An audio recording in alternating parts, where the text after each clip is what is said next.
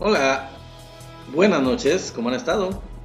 Bueno, hay quienes dicen que la 4T no es muy amiga de los empresarios y que los empresarios están en contra de ella. Pero, ¿saben ustedes lo que opina el hombre más rico, no solo de México, mexicano, sino de América Latina, sobre este gobierno y sobre muchas cosas? Vamos a ver su opinión, vamos a ver una entrevista que le hicieron y es muy interesante lo que él opina sobre la cuarta transformación, sobre la economía, sobre muchas cosas. Acompáñenme.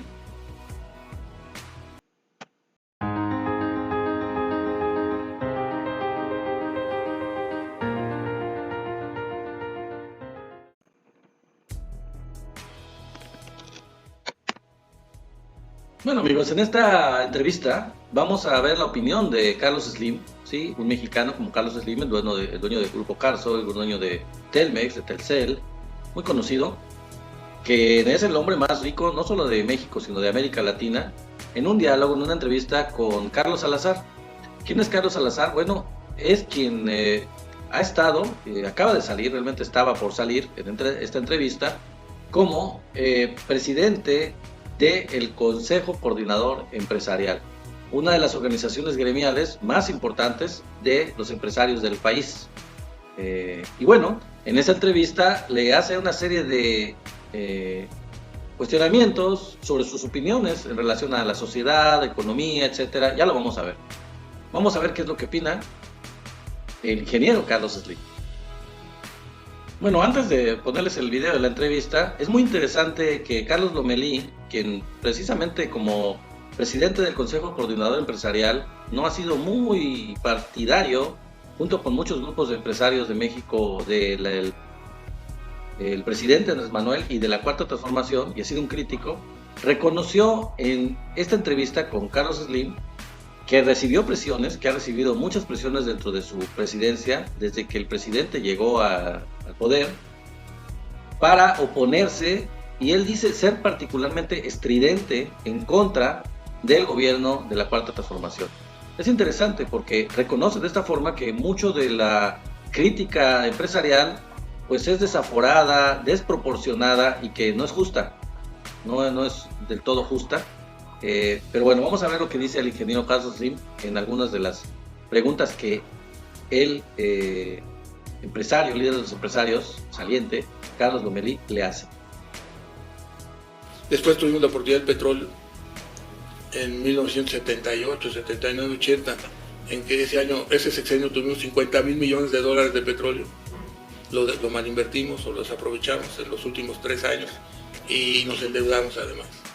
Después, bueno, pues las inflaciones del gobierno siguiente, que le tocó un gobierno muy difícil, y después vino el gobierno de 88 a 94, en donde ya se acabó el problema de la crisis de 82, y que tuvimos flujos de inversión enormes, y sin embargo mantuvimos una política económica equivocada, y eso hizo que tronara todo en el 93, 94, y teníamos, durante el gobierno de la Madrid no entraban recursos, y tuvimos una inflación desbocada por 2 errores, ¿no? La medida de 82 de llevar el peso de 20 a 150 en 6 meses, y luego en el 87 también de subir otra inflación enorme, ¿no? De 87 a 88.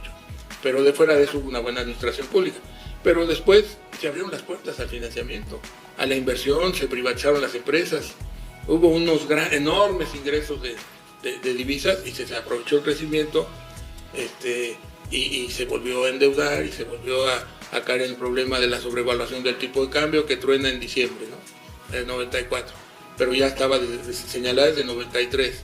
Y después los excesos en el Fobaproa también, y ya después regresa el petróleo, porque el petróleo de $40 se cae a $6 de López Portillo de la Madrid, vuelve a subir, y con Cedillo se baja a $8, pero con Calderón sube a $150 el petróleo. En esa época teníamos 3.800.000 barriles diarios, o 3.600.000. Quiere decir que teníamos 370 millones de dólares diarios de petróleo. Bueno, otra vez se desaprovechan 420 mil millones de dólares durante los 6 años del presidente Calderón. Luego, con la entrada de Peña, el primer año creo que fueron 90 mil millones de dólares de ingresos, o sea, empezamos con el pie derecho, después ya se afectó. Pero desgraciadamente nos encontramos que hay un Pemex muy mal financieramente, que en lugar de producir 3.600.000 barriles, produció unos 600, 2 millones de barriles menos. Si tuviéramos hoy esos 2 millones de barriles, valdrían $200 millones diarios. Una pena que se hayan botado y se haya exprimido a Pemex como se exprimió, y que no se hayan invertido en reservas y producción, etcétera. Bueno, entonces, ¿qué tenemos hoy? Hoy tenemos otra gran oportunidad. Una gran oportunidad en que los activos tenemos que ser los empresarios de Estados Unidos y México más que los políticos. Los gobiernos ya hicieron su trabajo y nosotros no lo hemos hecho. Y empieza a hablar ya Carlos Slim de la guerra comercial de China con Estados Unidos y de las alternativas de inversión o de oportunidades que México debe aprovechar. Pero es muy interesante hasta ahí lo que ha dicho. Hizo un análisis histórico desde la época de los gobiernos del PRI, que todavía eran nacionalistas, con errores y grandes como las devaluaciones que hubo en varios de estos gobiernos. Claramente dice de la política de Salinas que fue una política equivocada, así lo dice con esas palabras. Dice del Fobaproa y de los errores tan grandes que eso constituyó, y habla específicamente, y hay que recalcarlo, de las cantidades tan bestiales de ingresos que se recibieron en los sexenios por petróleo, por el valor del petróleo que tuvo, que aumentó a $150 el barril en ese tiempo, con Calderón y con Peña Nieto, perdón, con Calderón y con Peña Nieto también, pero sobre todo con ellos dos, no tanto con Fox, y que no se hizo nada con ese dinero que era de 410,000 a 420,000 millones. ¿Dónde quedó? No se hizo nada. Ahorita, por ejemplo, el gobierno lo que está haciendo es precisamente eso, jugar con ese aumento tan grande que ahorita llega, les dije en otro video, a más de $100 el barril, cuando en realidad ellos lo tuvieron hasta $150 el barril, y no supimos qué pasó con esos ingresos petroleros. No se hizo una buena inversión con ellos, al contrario, el país se endeudó, y todo este tipo de cuestiones las está criticando y analizando el ingeniero Carlos Slim, diciendo los grandes errores que tuvieron.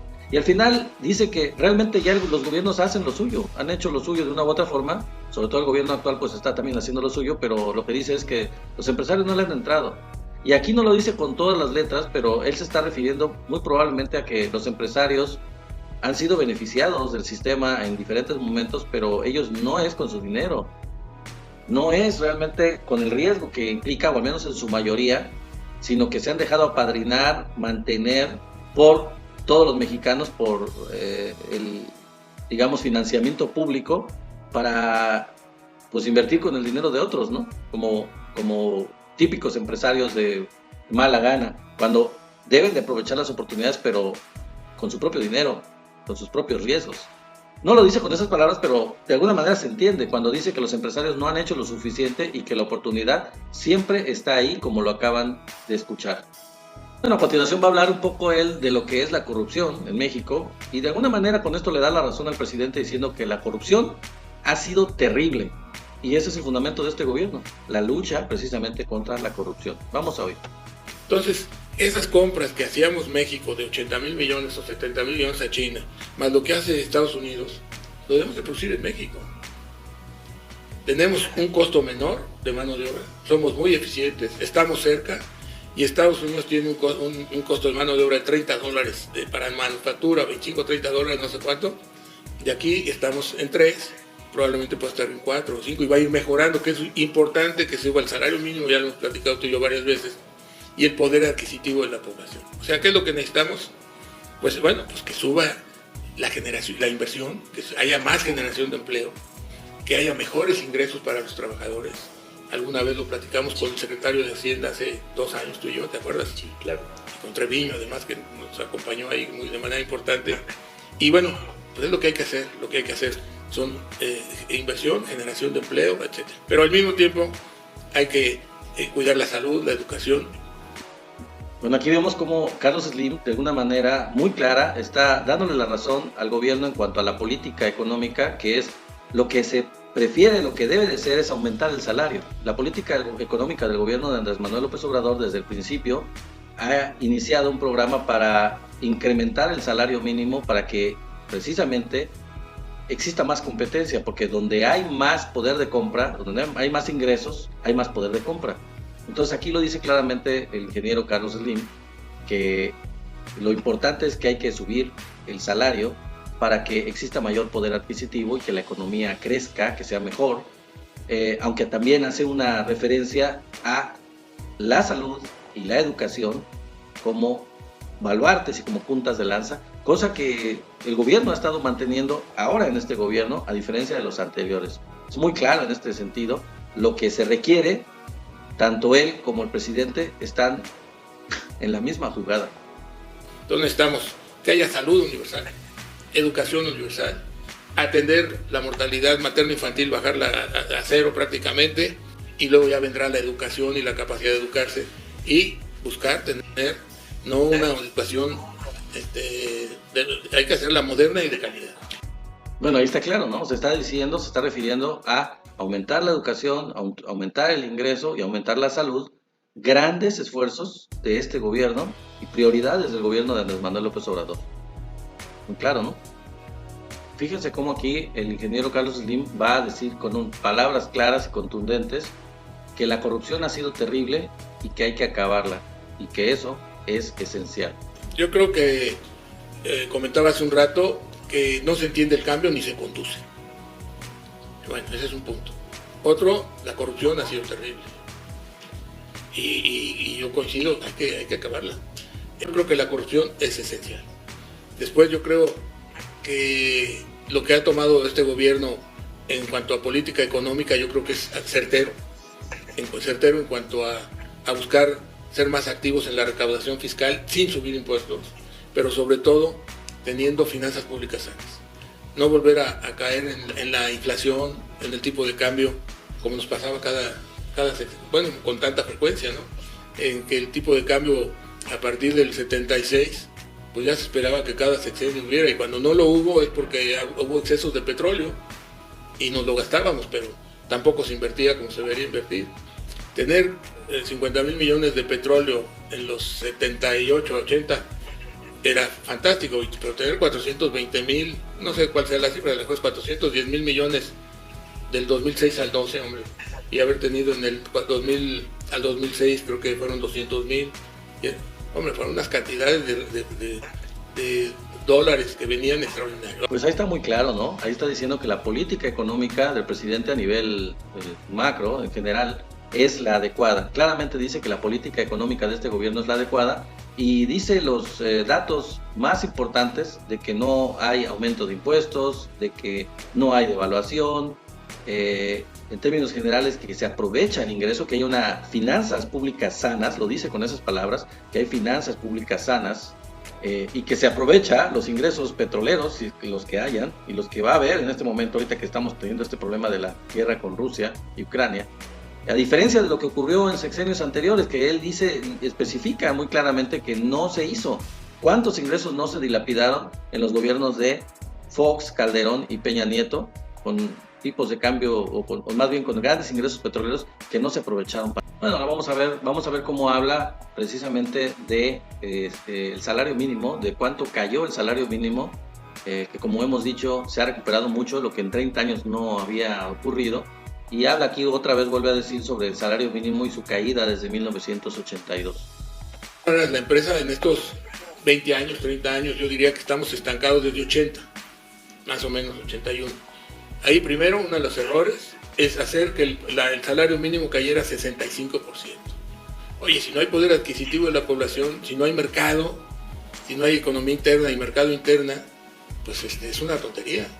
Al revés, lo que hace esta nueva civilización lo que requiere es que haya gente preparada, capacidad, salud, etcétera, y con capacidad de compra, ingreso, mercado interno, economía interna, que tenga ingresos.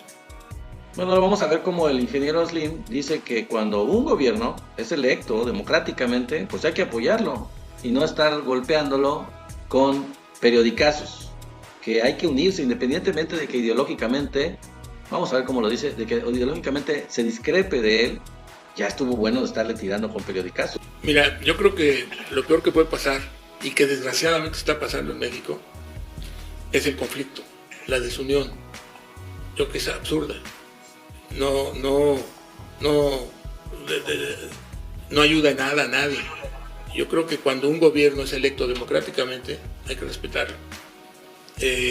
Hay que discutir con ellos, con los técnicos, con los secretarios de los ramos, etcétera, etcétera. Hay que tratar de aportarles planteamientos, ideas, programas, pero el tener conflictos, yo diría a veces caprichosos o ideológicos, es una tontería.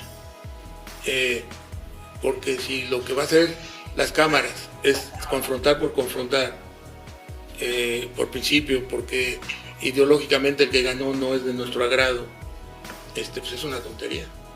Lo que tenemos que buscar es la unidad nacional y buscar que estamos todos jugando en el mismo equipo. Entonces, descomponer al país, dividir al país, dejar de invertir, porque, bueno, el dejar de invertir, yo ahí tengo, te he comentado cuál es mi pensamiento, ahorita si quieres lo digo de nuevo. Yo creo que los conflictos hay que ir a discutirlos, sostenerlos en la discusión, pero pues no es de periodicazos, no es a base de agarrarse a periodicazos como se resuelven los problemas, ¿no?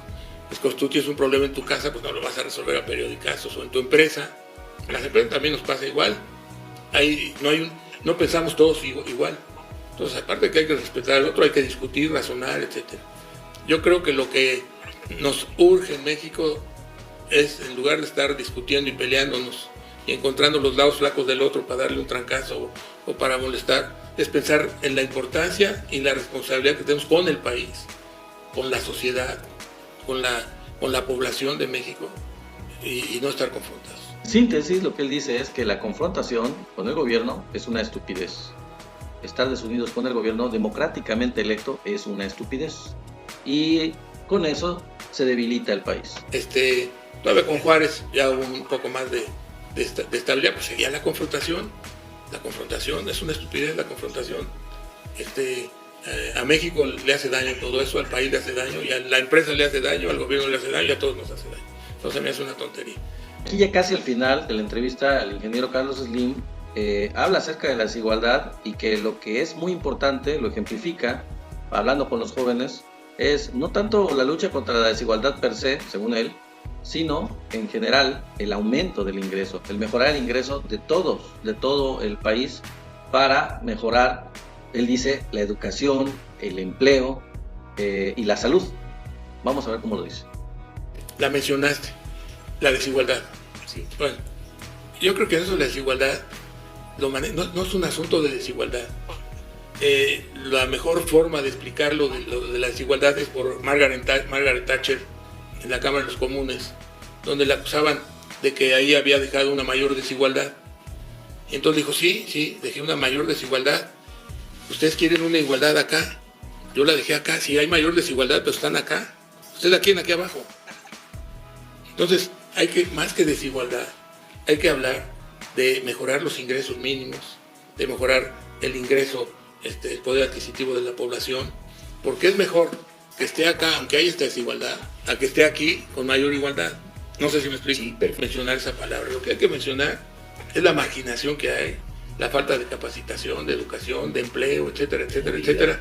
El nivel de estar a nivel de pobreza máxima, ese es el problema. Porque si la desigualdad se da porque se forman empresas, porque normalmente no es que traigan el dinero en la bolsa para comprar aviones y no sé qué, sino que lo estás metiendo en la empresa. Y está el dinero en la empresa, estás creando oportunidades, estás pagando impuestos, estás Entonces, yo creo que ahí hay una confusión, inclusive a nivel empresarial, de hablar de eso. Yo digo que por ejemplo, la riqueza es como el árbol, y el ingreso es el fruto de ese árbol. Entonces, lo que hay que repartir es el fruto del árbol, no las ramas del árbol ni el árbol. Y que del fruto que queda, parte se guarde para sembrar más árboles, ¿no? Y hagas un huerto. Reinvertir. Sí, pero entonces ahí es muy importante que se distinga una cosa de otra. Entonces mide que es mayor esto que esto, pero en tanto esté invertido en empresas que están produciendo, que están dando empleo, etcétera, etcétera, es distinto. Pero yo a los jóvenes decirles que pues lo más importante es prepararse, conocer algo de historia. Prepárense para lo que les gusta. Es muy importante que se preparen para aquello que van a hacer durante su vida, y que lo que van a hacer de trabajo, la profesión que obtengan, lo hagan con gusto. Y pues por otro lado va a haber enormes oportunidades. Bueno, ahí ya para terminar, yo agregaría aquí a lo que dijo el ingeniero Carlos Slim, es que hace un comentario ahí de que las empresas, si se crean, pues dan trabajo y es una cuestión de que tienen responsabilidad. Bueno, de eso se debería tratar, ¿no?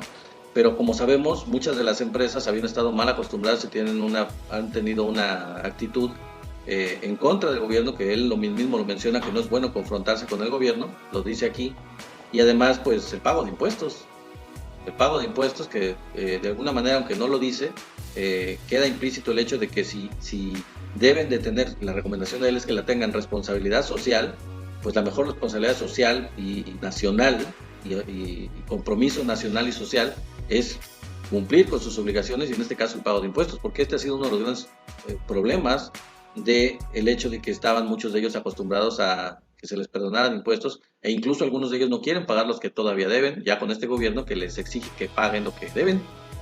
En cuanto a lo que les recomienda a los jóvenes, pues me parece muy bien, porque de alguna manera él está presuponiendo y está afirmando que vienen grandes oportunidades, que siguen grandes oportunidades, y es importante que los jóvenes estén preparados y elijan su vocación para poderla llevar a cabo con responsabilidad y se dediquen a lo que les gusta. Pero de alguna manera también él con eso está diciendo que pues vienen grandes oportunidades, ya están ahora y vienen más. Y esto es parte también, va a ser parte de este gobierno, de este trabajo que está realizando el gobierno actualmente.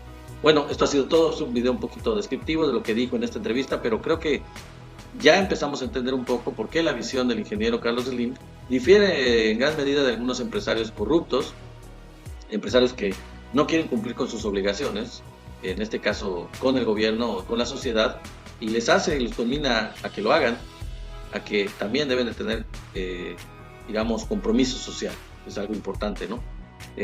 Pues espero que les haya gustado el video, si les gustó, pues, denle like, compártanlo para más gente, para que llegue a más gente, y esperamos que se suscriban al canal, que le den clic a la campanita para que les lleguen las notificaciones de los videos, y aquí los esperamos en el próximo, ojalá nos acompañen, que pasen una muy agradable noche y fin de semana. Hasta luego, gracias.